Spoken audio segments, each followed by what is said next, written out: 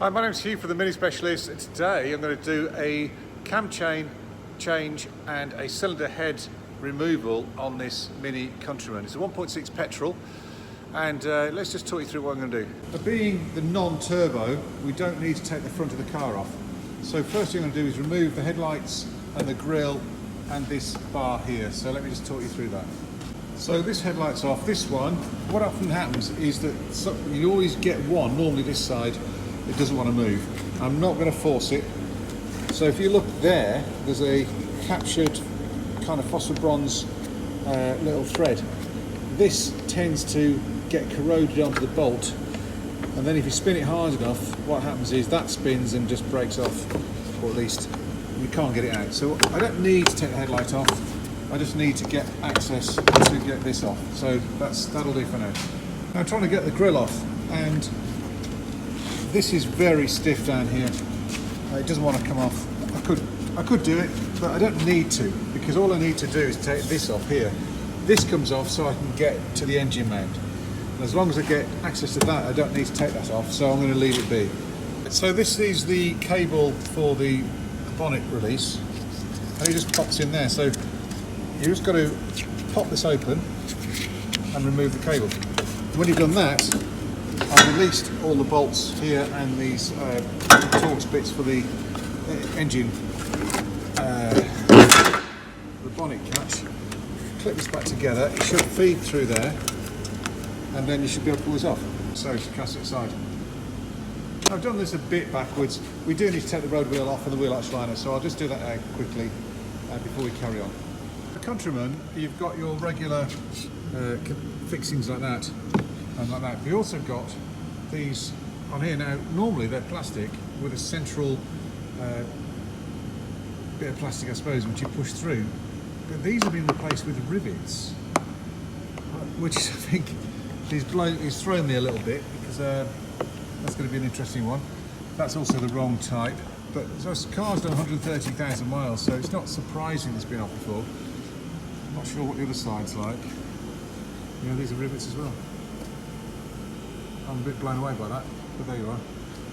Normally speaking, I'll remove the entire wheel arch liner, but I don't want to go and drill out the rivets. So because of the rivet situation, I put a bungee cord on this. I do need access to this area. It's going to make it a bit awkward, but that's what I'm going to do. Next stop is to remove the airbox, this area here, and remove the rocker cover. So I'll do that, and join me in a minute when I've done that. The rocker cover's off, and I've taken the plugs out as well, because the next thing I'll do is going to rotate the engine and pin the crank. I don't technically need to put the Camchain locking tool on at this point, because I'm just going to remove the head, which means I'm going to obviously take off these sprockets, release the chain, and we're going to change the chain anyway, and obviously we need to time it up on rebuild. But for now, I'm just going to pin the crank. So let's do that. So I've got an 18mm socket on a long reach, and I'm going to put it onto the crank bolt there, and I'm just going to rotate the engine until we get the writing. There's some writing printing on the top of the cams here. That needs to be upright. So I think that's, no, not quite. There. You see there the where is it? The printing there, and these two square sections should be vertical, so that the cam locking tool can go on. But now we're in this position, we should be very close to having the crank in the right position. So let's take the car up and pin that crank. So what you need to do here is you need to put a pin in that hole there. Now, when you line it up correctly, you'll see there's a little hole that matching. Now, what I do is get a phone and use the magnifying glass function and turn the torch on. And if I put that up there, you should, makes life very easy. There we go. So you can now see, let's pull that down, that is lined up.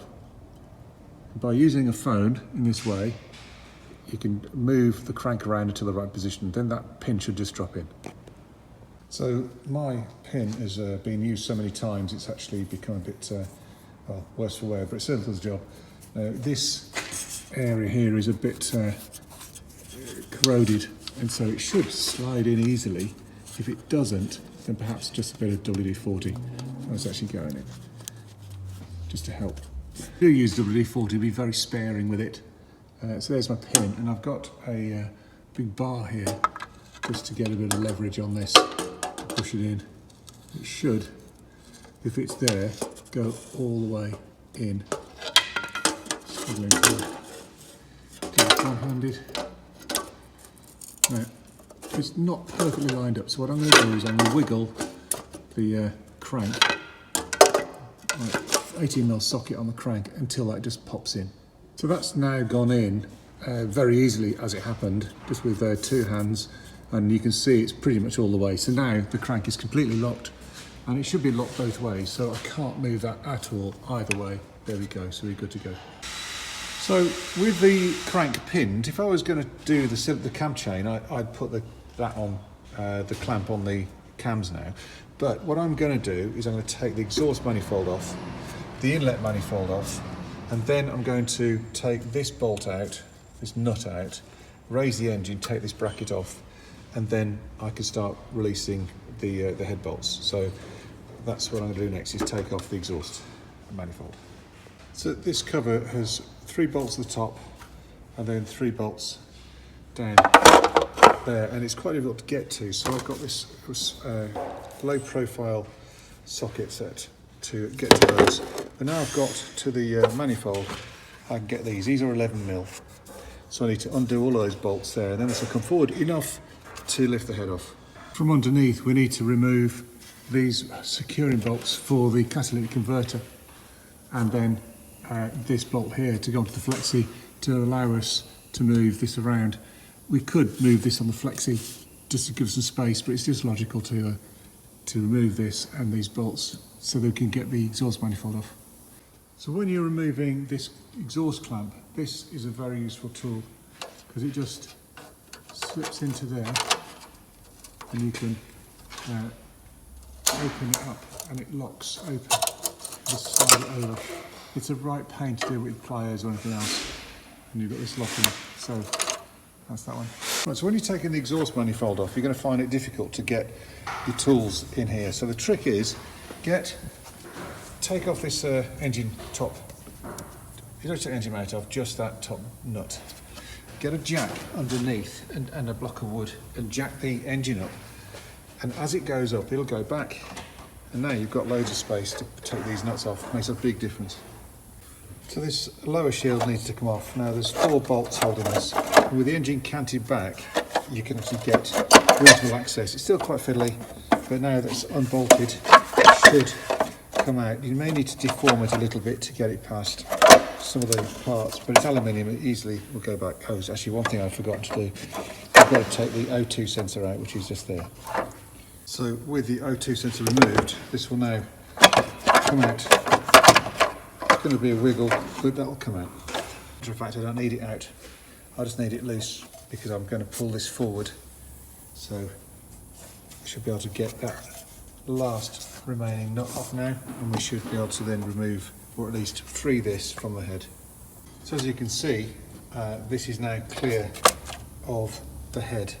So when it comes to the time to lift the head off, that's out of the way. I could, I suppose, remove the whole thing completely, but there's no need.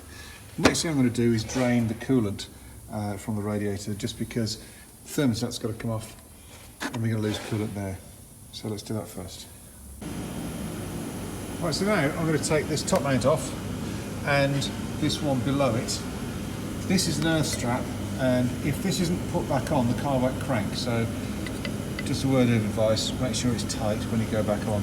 But having taken the weight off, so we've raised the engine basically on the jack to take the weight off this. So now this comes off and that comes off, and that gives us access.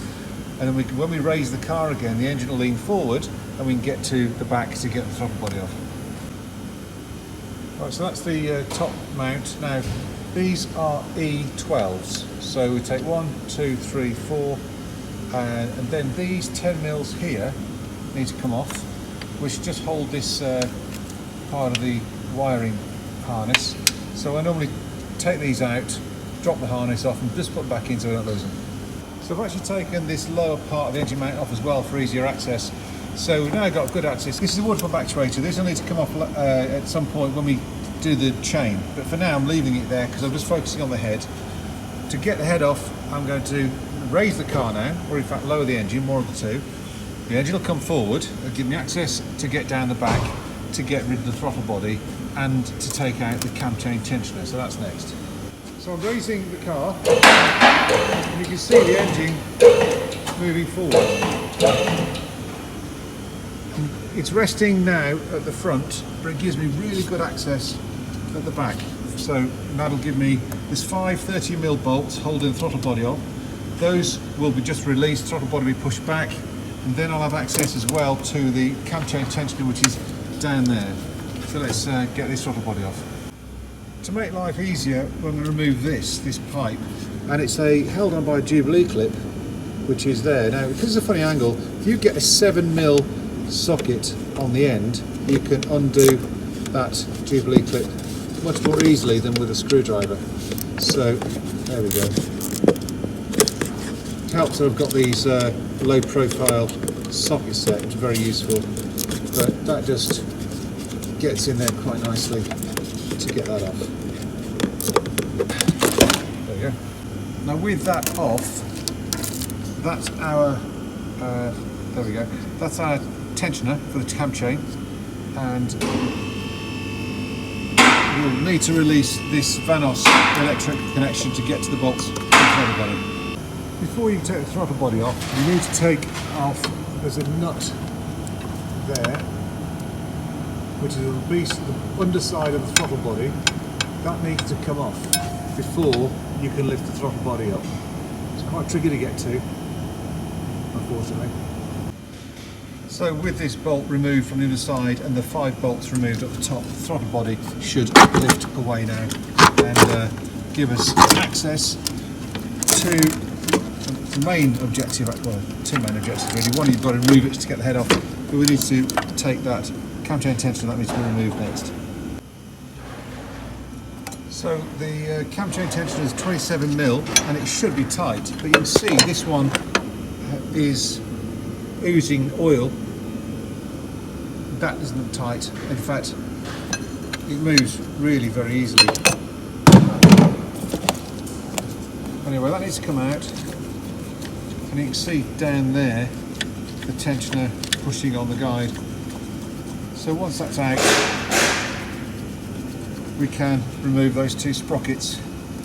Before I do that though, I'm going to remove the injector rail. Now for that, there's 2 Torx screws, 2 Torx bits, which I'll show you shortly, the tensioner. And it's in one piece. I've seen these separate if they get too distressed, but that's in actually not bad condition. Right, so we're going to remove the 2 T30 bolts which hold the throttle body, sorry, the injector rail in. So you can see there's one there, and there's another one up here if we get the camera in the right position. So they'll just undo those, and then it's just a case of gently prying the rail out. So these are the 2 T30 bolts that hold the injector rail in, and the injector rail should now come out, but it needs a little bit of help. Now I did use a bar to pull this out, and one of the injectors actually stayed in the head. I'll get that out afterwards, but it just is held in by the rubber seals on the injectors. So that can, well, I need to disconnect this injector, but I'll disconnect the electrical connection, and that allows me to, I'll get it after, oh no, there we go. I'll get it after we've taken the head off. We're very nearly ready to take the head off now. The thermostat's the last thing. I always find it easier when I'm doing this job to remove as much of this loom as I can. Now, the only thing that's holding it now at the front is the connectors here for the O2 sensors. So I'm going to release those, and then I'll take the connectors off the ECU, and then the whole loom will fold around the back and actually be out of my way. So our loom now is kind of out of my way. There is another connection down here, it's the oil pressure sensor, so that needs to be removed. Now what we've got left is the connectors on the thermostat itself, and the thermostat. There's 3 bolts, one down there, one down there, one down there. So I need to take these hoses off to get to them. But once the thermostat's loose, I can then take the sprockets off and take the head off, and we are there, I think. Oh, the last thing is I don't like taking this connector off here. It often breaks. So what I do is I take these 10 mils out and just let it out, because it's less stress on this connector, which I've never had much success with. So it's just safer to take this thing off. So our thermostat's now loose. That's fine. It'll enable us to lift the head off. I'm going to take this guard rail off. These are two 8mm.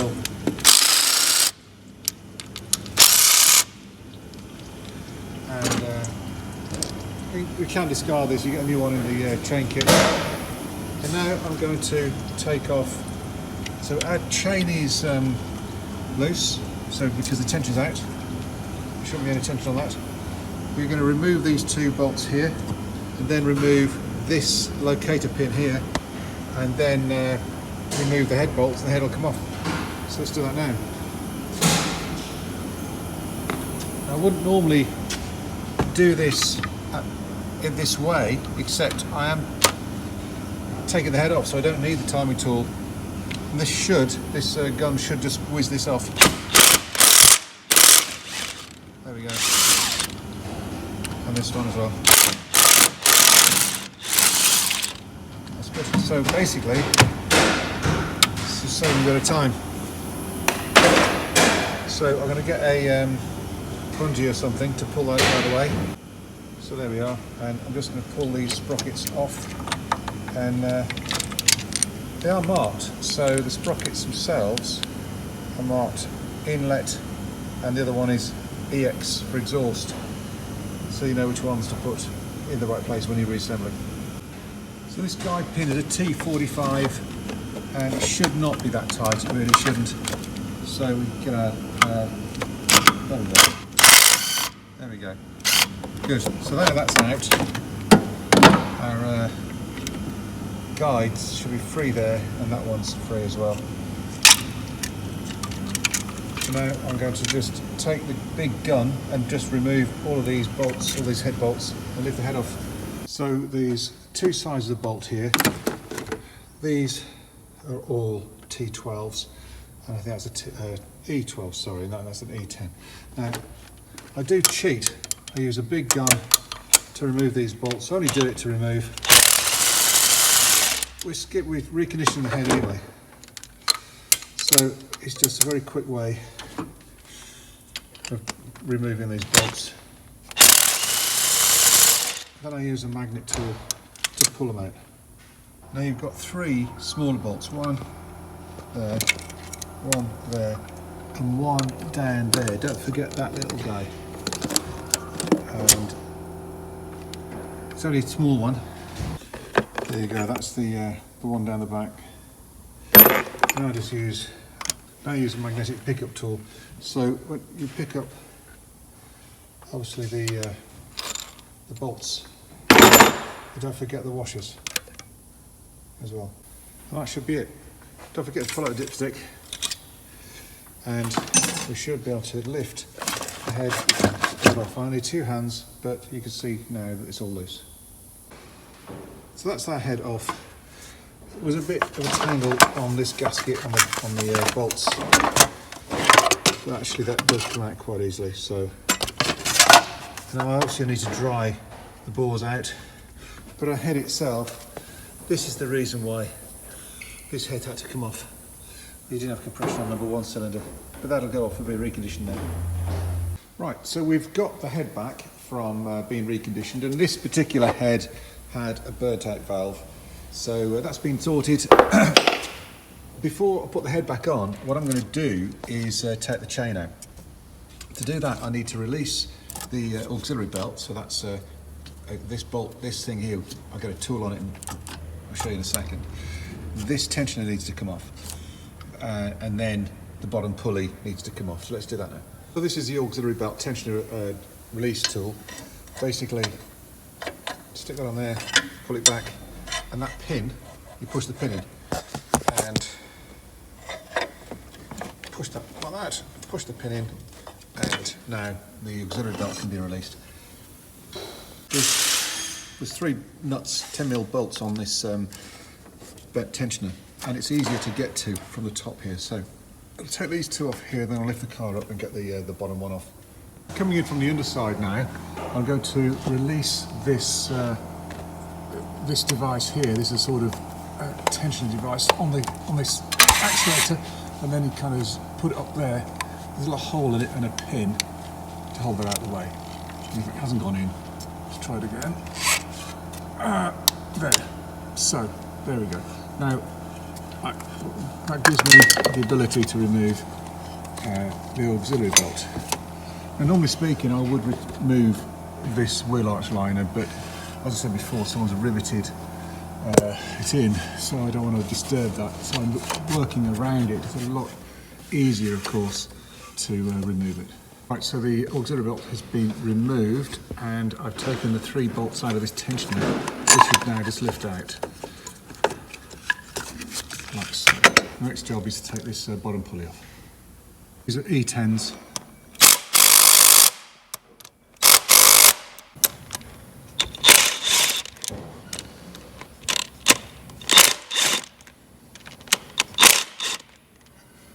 And this should now come off with a little bit of teasing with the pry tool.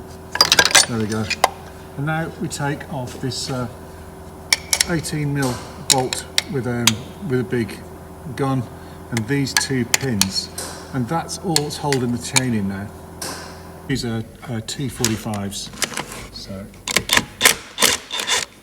it shouldn't be too tight, but they can become difficult if you don't get them first time and they round.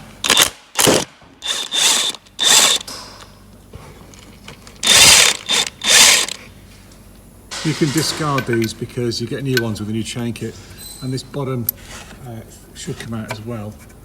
Need a pry tool. So with a bit of wiggle, this should come out. That, you clean that up with a bit of wet and dry, and now the chain will just lift out from the top. We'll do it now. Here it goes. We're going to basically pull the chain out. So that guide is complete. That said, it started to crack. So yeah, it wouldn't be long before this guide started disintegrating, plastic bits drop into the sump, and then blocking the oil feed. So right, I'm going to put the head on now. So centre head gasket goes in place. I'm going to lift the head on and then put the bolts in. On the centre head gasket information, it gives you the tightening sequence of the head bolts. So let's do that now. So the head's now on the block and the bolts are in. So I'm just going to get a small impact. All I want to do is to take up the thread on each of the bolts. That's all I'm going to do. I'm not actually going to tighten them up at this point. In terms of torquing up these cylinder head bolts, it's 30 Newton meters to start with, and then 90 degrees and 90 degrees. And we start 1, 2, 3, 4, 5, 6, 7, 8, 9, 10, 11, 12, and then the one down the back. So I'm just going to torque them up now to the 30, and for that I use a digital torque wrench. This torque wrench is quite clever. That's number 1.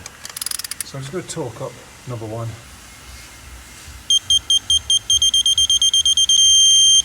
That's the first one.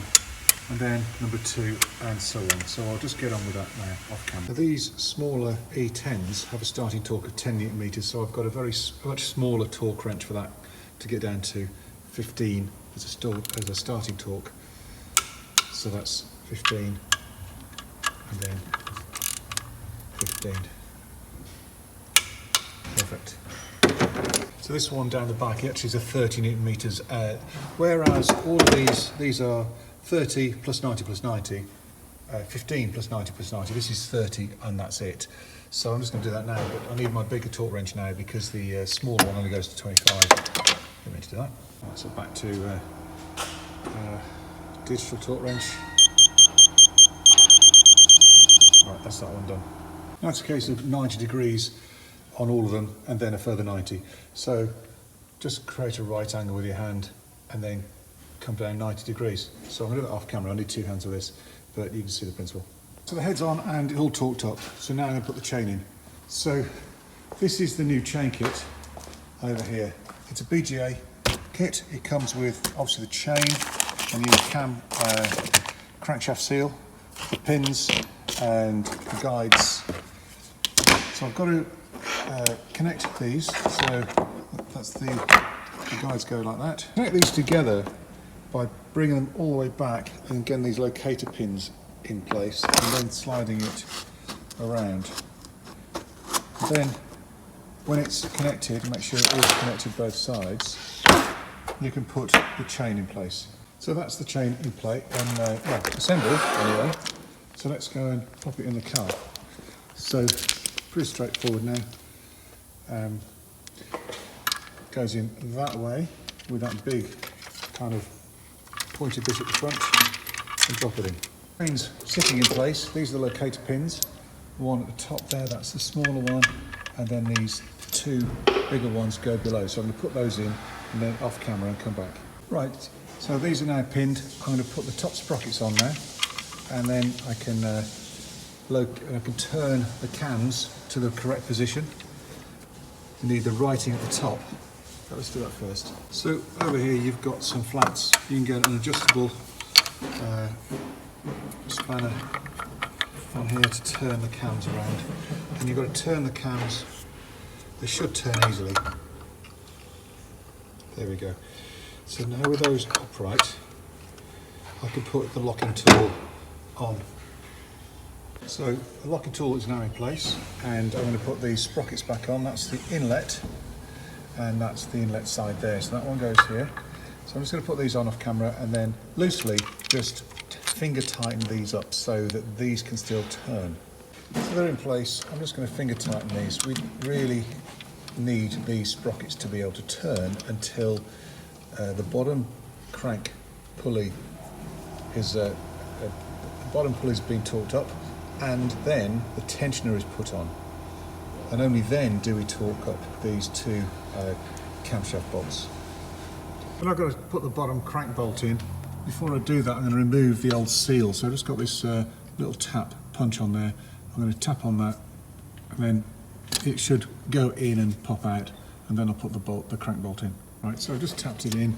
This is me one-handed filming, I'm afraid, but that should come out now. There we go. So now we can put the crank bolt in. I'm just going to take the thread up on this. I'm not going to put any tightness on it. That'll do. It's 50 Newton meters starting torque and then 180 degrees. And this is probably the most important part of the operation, because if you don't do this, it'll spin, the timing will go out and you'll hit valves, you'll hit pistons, so you've got to get this right. So I'm going to drop the car and we're going to torque this up. Next part is to torque up that bottom crank bolt there. The best way I found of doing this is to put an axle stand and a long, well, there's three in fact, extension bars there. So by doing that and then putting my torque wrench on it, so this is set to 50 Newton meters and I'm just going to go down until, right, so that's 50 and then it's 180. So now I'm just going to get a big bar and just do this 180 degrees. First 90 isn't that difficult, you just got to get it started and then push down on it. So there's our first 90. Second 90 is harder. I did the second 90 off camera with a longer bar, but now that bottom crank is torqued up and now we can do the top. The order of the next part is important. This is still loose, these still move, and I'm going to put the tensioner in and then tighten the tensioner up before we torque up these camshaft bolts. That's because I want that chain under tension before I tighten up the crankshaft bolts. That way I'm sure that the timing is correct. So I've tightened the tensioner up to 55 Newton meters, that's that. And now these crank camshaft bolts are 20 Newton meters plus 180. So that's just a starting torque of 20, and then of course we get the bar on it for 180. But now, because we did it this way, the tension is in, the chain is tight. That means now when we tighten these up, these are in the correct position. This is quite straightforward, 90 degrees and then another 90 on each camshaft bolt, and then everything's tightened up, we can reassemble the car then. That's it. Heads on, time chain's on. I just got to reassemble the car, which I will do off camera because it's just the opposite, obviously, of what we did to start with. The only other thing I've left out in terms of showing you is how to put the new crank seal in. So it comes with this inserting device, so that just fits on there. What I always do is soak this in oil, engine oil, then we pop that there and we just tap it in with a blunt-ended punch or something.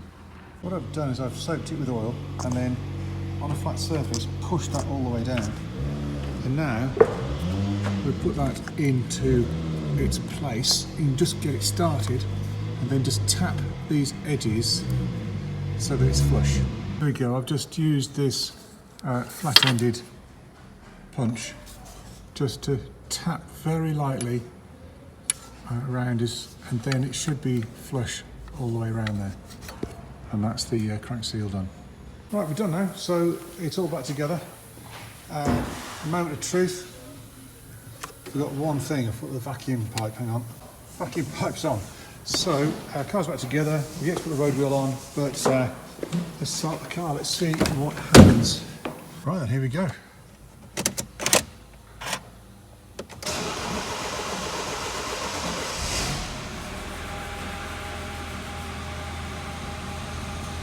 Okay, doesn't sound too bad. So thank you very much for watching. Please check out our other videos, and any questions you might have, put in the comments below. Bye for now.